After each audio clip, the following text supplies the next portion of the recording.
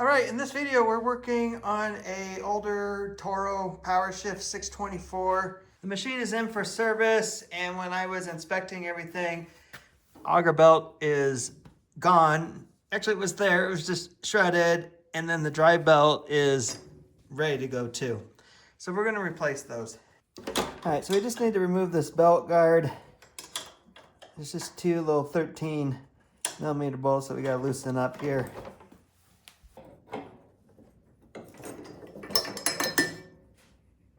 All right, now I just flipped the machine up, so I'll just roll that belt off. So now it'll come off the top, pretty easy.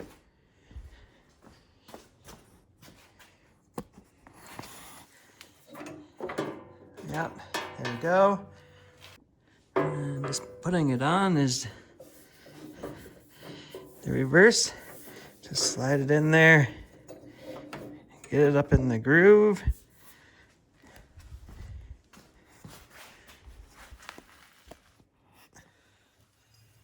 And just work it up on to this pulley.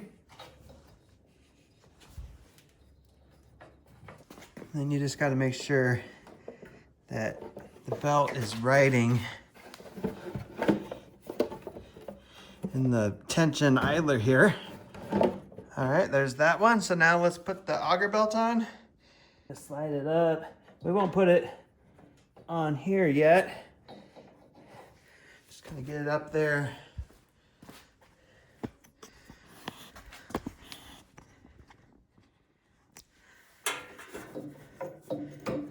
Get it on that pulley. And you can kind of see over there, it is on the idler tension. Let me just come back and just work it on. Oh, we got a little catch that we got to get that in. Yeah, right back there, there's a spring-loaded catch to keep that belt on there. All right, got that in there. It's pretty tight, so to try to show that on video was difficult. I mean, it's just dark in there and not much you can actually get the camera to see. All right, so I was putting that on and I was like, does it really matter if it goes up here or goes on the bottom? It's easier to put it up here. The belts just need to barely touch this because when you disengage these, when they're not, when they're not engaged, that's what slows the belt down and stops it. So these might need a little bit of an adjustment, but I think this should work. So let's start it up and see what it does.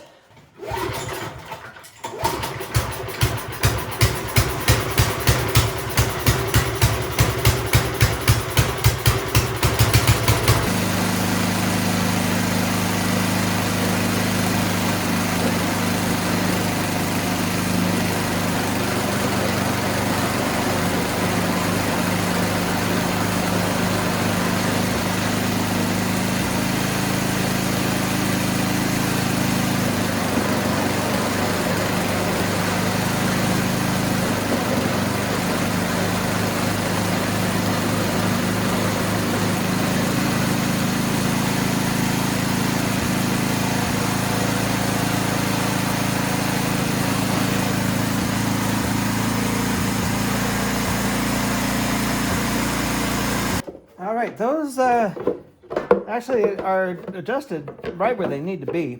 So this think over time, the wear on it, everything like that. So we just need to put this back on and we will be done. It'll be ready to go do some snow.